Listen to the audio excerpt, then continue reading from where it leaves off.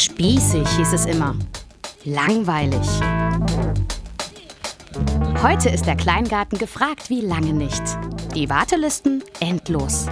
Eigener Anbau, eigene Ernte, alles Bio.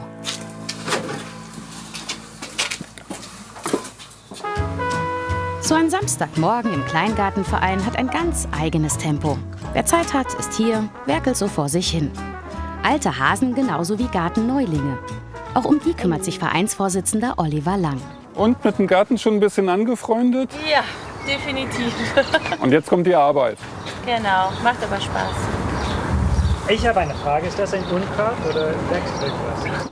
Besser noch mal nachgefragt, bevor, wie auch schon geschehen, tolle Pflanzen rausgerissen werden. Auch wenn jeder so seine eigenen Vorlieben hat. Ich liebe diese, wie sagt man, Rindenmulch. Rindenmulch, ja. Warum? Weil plötzlich sieht es so sauber Ja, aber erst das Unkraut raus und dann den Rindenmulch drauf, nicht umgekehrt. Nee. Jason Jacobs kommt aus New York und bringt als Tänzer und Choreograf viel Neugier und Kreativität mit in den Garten. Komplett für uns ganz neu. Und wir sind sogar nicht die Pächterin. Das macht nichts. Das ist eine andere Familie, aber wir haben das entschlossen, zusammen zu machen. Auch erstmal die Erfahrung zu haben. In den Staaten hatte ich einen Kleingarten, ganz klein, in so the backyard of Nachbarn.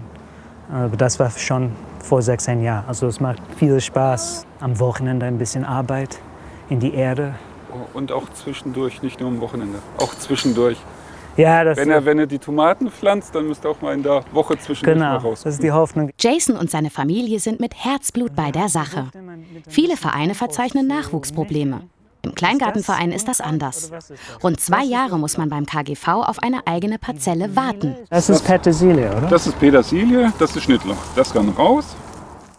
Oliver Lang ist als Vereinsvorsitzender ein glühender Verfechter der Kleingartenkultur. Bei ihm finden Jason und andere Gartenneulinge Hilfe und Unterstützung.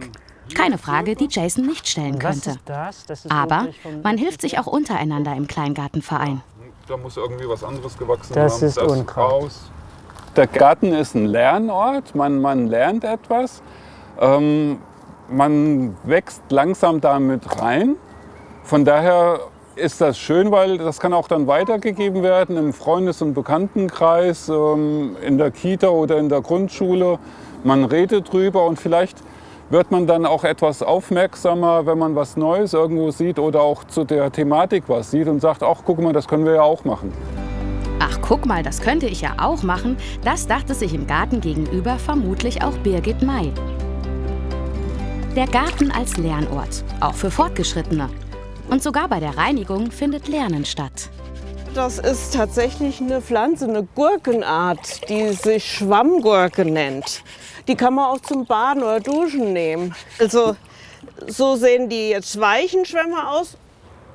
Richtig knautschen. So sieht die aus, wenn sie ausgewachsen ist und getrocknet ist. Wenn man es einmal weiß, klar, dann sieht man es auch. Eine Gurke. Die gärtnerische Neugierde jedenfalls ist geweckt. Also ich habe es im Internet zufällig entdeckt und das möchte ich jetzt auch selbst ausprobieren, wie die Pflanze wächst und ob das dann auch ein Schwamm wird. Wenn wir doch die Rohstoffe haben im Garten, dass wir sie auch nutzen sollten.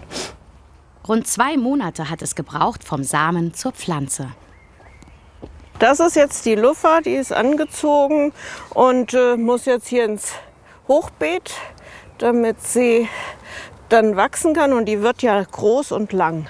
Also die Gurke, auch die Luffa-Gurke braucht sehr viel Wasser. Und damit man nicht andauernd gießen braucht, gibt es ein Bewässerungssystem. In dem Fall heißt das, kleine Löcher in einer Plastikflasche mit Wasser. Das Wasser wird tröpfchenweise abgegeben und man muss zumindest nicht jeden Tag gießen. Der Samen bei Familie Jacobs ist auch schon im Werden, in jeder Hinsicht. Das Interesse ist geweckt. In diesem Jahr soll es zum ersten Mal frische Karotten aus dem eigenen Garten geben.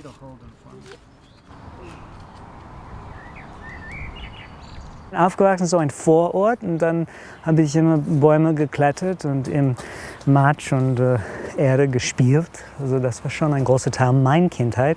Aber unsere Tochter ist so ein Stadtkind.